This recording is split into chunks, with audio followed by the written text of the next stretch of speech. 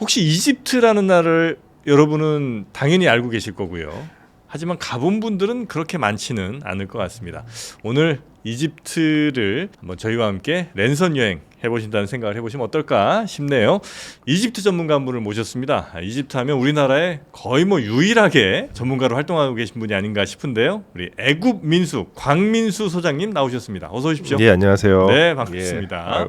불러주셔서 감사합니다. 아이고, 이집트가 인구가 얼마나 됩니까? 지금 현 시점에서 한 1억이 조금 넘습니다. 1억이요? 예, 거의 1억 1,000만 가까이 돼가고 있어요. 엄청 많네요. 엄청 많습니다. 생각보다. 그리고 굉장히 급속하게 지금 또 인구가 늘고 있어가지고 네. 거의 한 30년 동안 인구가 2배로 늘었어요. 네. 그렇다 보니까 지금 이집트는 세계에서 가장 젊은 국가에 이제 속합니다. 경제적으로는 아주 발달한 나라는 아니죠. 그렇죠. 저희가 항상 이제 경제적으로 무엇인가를 이야기할 때 네. 기준점이 되는 지점이 이제 서구 사회가 기준점이 보통 되고 있거든요. 네. 근데 이제 서구 사회 전체로 다 해봤자 사실 뭐 나라가 한 30개, 40개 정도밖에 안 되죠. 근데 전 세계 모든 국가를 염두에 두었을 때 이집트는 대충 한 중간보다 살짝 위 정도 되는 경제를 갖고 있는 국가입니다. 그래서 최근에 이제 나오는 어떤 그 미래 전망 그 보고서들을 보면은 한 50년 정도 후가 되면은 네. 이집트가 세계 10대 경제 대국 지위를 갖게 될 것이다 이렇게 평가하는 것들이 있습니다. 자, 그럼 이제 본격적으로 이집트에 관련된 이야기, 특히 이제 예전 이야기가 아주 재밌는 게 많을 것 같은데요.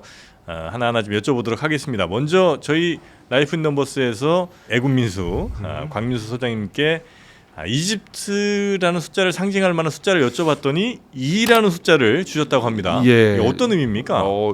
일단 이게 고대 이집트인들은 그 일종의 이항 대립적인 세계관을 좀 갖고 있었어요. 그렇다 보니까 공간을 구분하는 데 있어가지고도 항상 어떤 이제 약간 듀얼, 그러니까 이중적으로 존재하는 공간들을 이제 상정을 하고 이 세계를 인식했던 것으로 보이는데 그 첫 번째 사례가 고대 이집트인들은 자신들이 살아가던 땅을 그 상이집트, 하이집트로 구분해서 인식을 했습니다. 상이집트와 하이집트. 예. 그런데 여기서 이제 상이집트가 남쪽이고 하이집트가 북쪽이에요. 그 강의 상류. 맞아요. 예, 강의 상류, 강의 하류. 네. 이 두 지역이 약간 이제 자연 경관적으로도 좀 차이가 있는데 하이집트는 이제 아무래도 하류 지역이다 보니까 이제 삼각주가 형성된 지역이고 상이집트는 이제 상류, 그냥 이제 일반 나일강 유역 지역이거든요. 이 두 지역이 고대 이집트 문명이 탄생하기 이전부터 사실 문화적인 양상이 좀 다르게 나타나요. 아무래도 지역색이 좀 다르기 때문에. 그리고 나서 이집트가 이후에 통일된 이후에도 고대 이집트인들은 항상 자신들이 살아가던 이 이집트를 그 두 개의 공간으로 분리해서 인식을 했습니다. 상이집트, 하이집트. 그러니까 이게 이집트 문명이 사라질 때까지 지속이 된다. 이렇게 봐주시면 될 것 같고, 그리고 이제 이것 이외에도 또 고대 이집트인들은 그 자기들이 살아가던 공간을 이제 검은 땅이라고 불렀거든요. 검은 땅이요? 예, 고대 이집트어로는 이제 케메트라고 하는데 비옥한 토양. 그 색깔이에요. 땅이 검은색이에요. 예, 흙이 검은색이다 보니까 이게 나일강 유역의 비옥한 토양을 뜻하고, 또 자신들이 살아가던 공간의 가장 중요한 정체성을 그 흙 색깔로 생각을 했어요. 그러다 보니까 이제 자신들이 살아가던 그 지역을 검은 땅이라고 불렀던 것이고, 이 검은 땅과 대비되는 개념으로 이제 붉은 땅이라는 공간이 있는데 사막 지역을 뜻합니다. 고대 이집트로는 데슈레트라고 하는데 이제 불모의 땅, 살아갈 수 없는 생명이 없는 땅 이런 식으로 인식을 해가지고 또 검은 땅, 붉은 땅으로 이렇게 구분을 해서 세계를 또 이해를 했었고, 생명과 죽음도 또 그렇게 이해를 했겠군요. 거기에 또 하나 마지막으로 하나만 덧붙이자면 그 이제 마하트와 이세페트라고 하는 개념을 또 대립을 시켰어요. 이 마하트는 이집트라고 하는 공간에 구현되어 있는 우주적인 질서를 의미를 합니다. 그러니까 이집트인들은 자신들의 세계가 창조될 때 이미 완전한 상태로 창조가 되었다고 생각을 했었고, 그래서 그 질서를 지켜나가는 것을 어떤 문명의 가장 중요한 궁극적인 목표로 삼았었거든요. 이 마하트와 대비되는 이세페트라고 하는 우주적인 무질서, 우주적인 부정의 이런 어떤 개념, 이런 식으로 해석할 수 있는 개념인데 이집트인들은 이집트 땅, 그러니까 검은 땅 그 밖에 있는 모든 공간은 다 이 이세페트라고, 이세페트의 영역이라고 생각을 했습니다. 그러니까 고대 이집트 그때 분들은 주로 어떤 걸 좀 드시고 살았습니까? 고대 이집트인들은 그러니까 우리가 생각하는 것보다 훨씬 더 어떤 풍요로운 식생활을 누렸던 것으로 생각이 되는데, 뭐 그것이 그 자체가 이제 이집트 문명이 탄생하고 오랫동안 유지되는 어떤 원동력이 되었다고 할 수가 있겠죠. 이제 농작물도 많이 나왔을 거고요. 엄청나게 비옥한 이제 그 지역이다 보니까 그래서 뭐 그러니까 지금 현대인들이 상상할 수 있는 거의 모든 식재료를 다 사용을 했다 이렇게 그래요? 이해를 하시면 됩니다. 그러니까 뭐 주식은 일단 이제 빵이었고요. 빵. 에머밀이라고 하는 이제 그 밀을 재배를 했었고 그다음에 보리로 만든 빵을 주 식량으로 이제 사용을 했었고 더불어서 빵이랑 거의 같은 종류의 또 음식이 있어요. 뭐죠? 맥주입니다. 맥주요? 예. 맥주가 어떻게 같은 종류? 사실 빵을 그러니까 똑같은 재료로 만드니까요. 그다음에 주요한 탄수화물 공급원이 되다 보니까 효모를 발효시키고 그렇죠. 예. 그러다 그러니까 빵을 이제 발효시켜서 그걸 이제 물에 담가서 먹는 것이 맥주이기 때문에 사실 거의 같은 식재료였다 이렇게 말씀드릴 수가 있죠. 그러니까 이제 이 현대 학자들이 그 복원을 해본 적들이 몇 번 있어요. 이제 만들어진 상태를 보면은 이제 처음에 만들어진 맥주는 약간 이제 그 미숫가루 같은 모습이에요.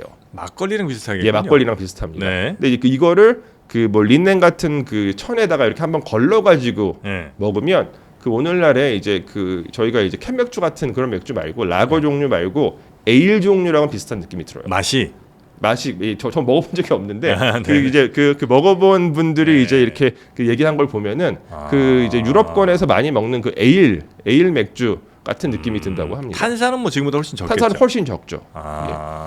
근데 이제 그렇게 이제 걸러 가지고 먹기도 했었던 것 같고 그 제가 말씀드렸던 그 약간 막걸리 걸쭉한 상태로도 이제 이제 그대로 먹었었던 것도 같은데 이 걸쭉한 상태로 먹을 때는 굉장히 큰 통에 담아서 이렇게 빨대로 먹었던 것 같아요. 그래요? 꽂아서? 굉장히 큰 빨대인데 큰 빨대를 이제 꼽아가지고 이렇게 먹는 그런 이제 장면들을 묘사한 그런 것도 있어요. 이제 그림들이 좀 있습니다. 보통 이제 막걸리나 뭐 그런 맥주나 아마 드시고 나면 다음날 머리가 좀 많이 아프셨을 텐데. 아마 그랬을 거예요. 예, 그래서 이제 또 이집트에서 나오는 여러 가지 자료들을 보면 그 이제 노동자들의 출퇴근 명부 같은 것들도 있거든요. 그 가운데서 이제 결근한 사유가 적혀 있는 것들이 있는데 이제 전날에 술을 너무 많이 먹어서 술병 나서 숙취 때문에 결근이라고 쓰여져 있는 경우도 있고 그런 걸 봐줬어요? 뭐 봐줬는지 혼났는지는 알 수 없지만 그게 이제 그런 기록은 남겨져 있죠. 그나저나 이렇게 말씀 듣다 보니까 우리 소장님께서는 어쩌다가 이렇게 이집트 전문가가 되셨을까? 이집트 전문가 우리나라에 많지 않죠? 예, 사실 거의 없다고 할 수가 있고요. 한국인으로서는 사실 이 전공 분야를 선택하는 것이 그렇게 사실 합리적인 선택은 아니라고 생각을 합니다. 누구한테 배우시는 거예요? 이렇게 되면? 저는 일단 전 영국에서 공부를 했고요. 예, 저는 영국에서 공부를 했었고. 그리고 이제 그것보다 더 어렸을 때는 이제 제가 이집트에 살았던 적이 있습니다. 그랬어요? 언제쯤 사셨어요? 4살부터 9살 때까지 저희 아버지 직장 때문에 이집트에 이제 살았던 경험이 있는데 그때 이제 제가 뭐 경험했었던 보았었던 여러 고대 이집트의 유적이나 유물들이 이상하게 저한테는 되게 인상적이었던 것 같아요. 그럴 수 있겠네요. 그래서 그때의 기억을 잊지 못하고 이제 되게 억지로 사실 이게 한국인으로서는 하지 않는 것이 뭐 이제 더 나은 합리적인 선택이라고 지금도 생각을 하는데 뭐 저는 이제 거기에 약간 꽂혔다 보니까 그냥 이제 억지로 계속 해오고 있죠. 그러니까 우리나라에서는 이집트를 공부하고 싶어도 마땅한 방법이 별로 없는 거죠? 없습니다. 지금은 현 시점에서는 이제 없다고 말씀드릴 수가 있겠고 제대로 공부를 하시려면은 이제 이집트 학이 어느 정도 이제 그 학문으로 자리 잡고 있는 국가로 이제 유학을 가셔가지고 공부를 하셔야 되죠.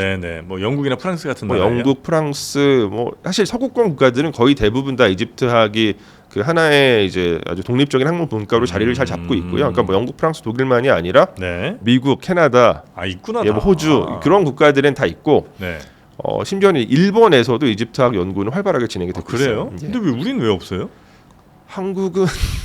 한국은 일단은 뭐 제가 느끼기에는 이 한국 한반도와 직접적으로 관계되지 않은 지역에 대해서는 크게 이제 관심들을 보이지 않고 또 하나는 뭔가 연구를 함으로써 그 성과가 어떤 구체적인 성과가 좀 신속하게 나오는 분야들에 더 집중을 하고 계시는 것 같아요. 근데 이집트학은 그런 분야가 전혀 아니다 보니까 이집트 학과가 없죠 우리나라. 예, 없습니다. 예, 없고 뭐 심지어는 대학의 수업도 뭐 그냥 없다고 할 수 있는 그 상황이고. 그러니까 이집트학을 그러니까 이게 한국인으로서 하기 어려운 그 전공이라는 그 이야기는 하고 나서 한국에 돌아와서 할 수 있는 일이 없다라는 이야기이기도 하거든요.